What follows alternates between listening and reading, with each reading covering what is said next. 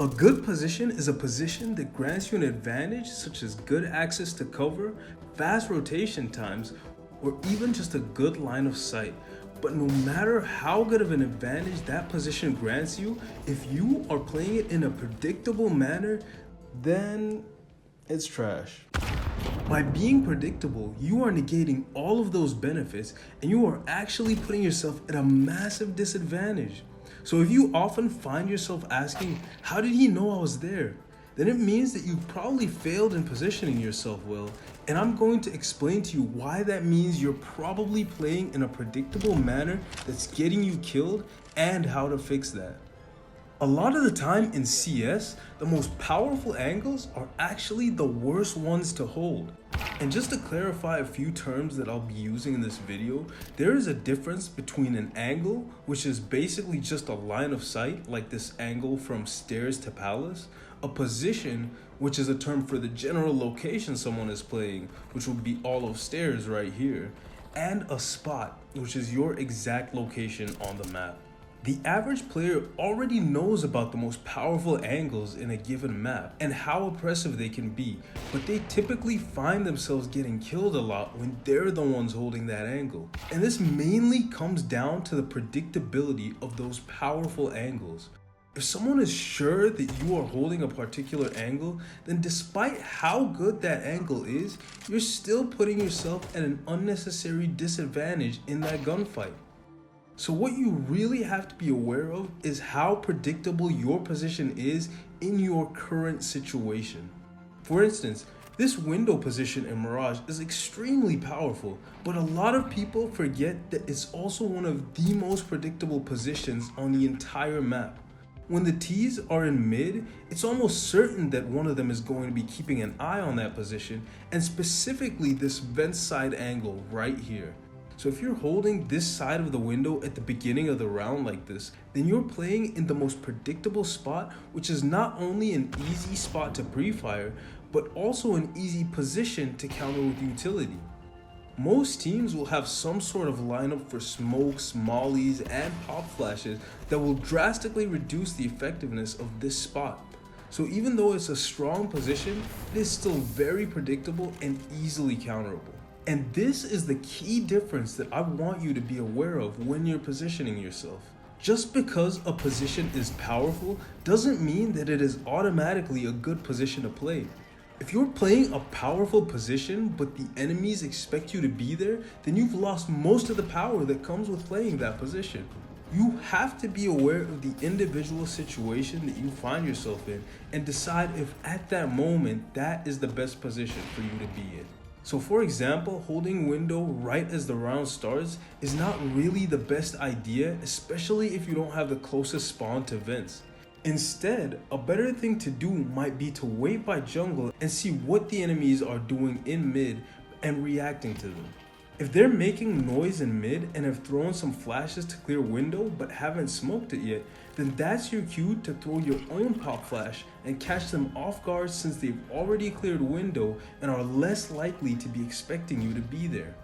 This is because in their minds, they've just cleared window and probably think it's not being played right now. And they need to focus their attention on other areas of the map like short and connector, which makes it the best time for you to strike. So in these two cases, you're engaging from the same angle, but your unpredictability is so much higher in the second case. And this is what is going to enable you to maximize the power of playing this position. Now, another extremely important thing that shocks me that players still don't understand how horrible it is playing a position that you've already been spotted in. Take a look at this clip from a viewer I was coaching. He's engaging in a gunfight in mid and peeking the same angle over and over again. This is the peak of predictability and is almost like asking to be put in the spectator seat.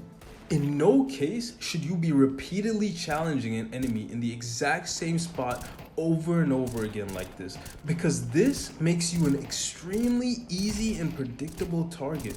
You have to stop taking these 50-50 fights where you and the enemy have the same chances of killing each other.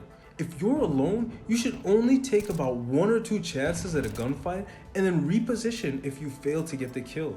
And in the case that you really do need to get that kill, like if your team is at a significant disadvantage in the round, then make sure you do something that gives you the edge. Use a flash, peek with a teammate, or do anything so that you are less predictable when you take that fight. You should realize that once you've been spotted, pretty much the whole enemy team knows where you are, and every available enemy is going to jump on that chance to kill you. So don't stay in the same spot. You have to make your enemies constantly guess where you are. Remember, it's not the end of the world if you fail to get a kill. You getting that information and staying alive is far more beneficial than taking a disadvantageous gunfight and risking putting your team down a player. In fact, really good players make use of the information of where they've been spotted to manipulate the enemy team in their favor. So for example, you can draw the enemy's attention towards you so that your teammates can peek while the enemies are focused on you. So now that you understand that playing a position you've already been spotted in is pretty bad in most cases, I want to point your attention towards how enemies know where you are. Like I said in the beginning, I'm always hearing people yell stuff like, "How did he know I was there?" after they get killed by an enemy when they think they're playing a great position. But more often than not, the position they're playing is either very common, predictable, or simply known by the enemy. And a significant amount of the time, this just boils down to them giving out free information to the enemy. Every time you use utility, shoot a gun, make a footstep, or do any sort of audible action in the game, you are giving out free information. And I call this free information because the enemies didn't have to expose themselves or put themselves in any risk for them to gain that information. And this information gets relayed across the entire enemy team. So when you make one footstep as you're approaching catwalk on Mirage and someone swings you from chair like he's got wall hacks, it's not because he's cheating. It might just be that there was an enemy who was in apps that heard you and called out your position. All it takes is a single audio cue to ruin a position sometimes. And this is something that you need to be fully aware of. So playing a position that you've made noise in is almost the same as playing a position that you've already been spotted in. If you're trying to boost your teammate into a position and you guys make a bunch of noise doing so, that boost might have actually become a dangerous spot to play in since it becomes an easy spot for the enemies to pre-fire. All in all, you need to be constantly considering the predictability of your position since this is one of the biggest factors in gaining an advantage against your enemy. Do not hold powerful angles in a predictable manner because that negates the advantage of holding that angle in most cases.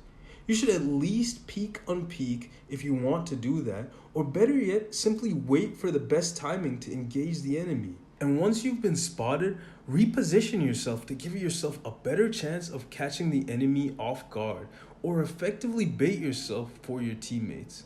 Do not repeatedly engage in fights in the position that you've already been spotted or heard in, as this makes you an easy and predictable target. But of course, positioning is only part of what makes a good player a good player. And aim is also something that you need to consistently work on. So check out my last aim guide so that you can have the aim that allows you to fully take advantage of your unpredictable positioning. Also, let me know in the comments what you're having trouble with in your games so that I can cover that in a future video to help you become the best player that you can be. Anyway, I hope this teaches you how to position yourself better in your upcoming games, and I wish you the best of luck. Thanks for watching, guys. This has been your boy Nile, aka NYL, and I'll catch you guys in the next one. Peace.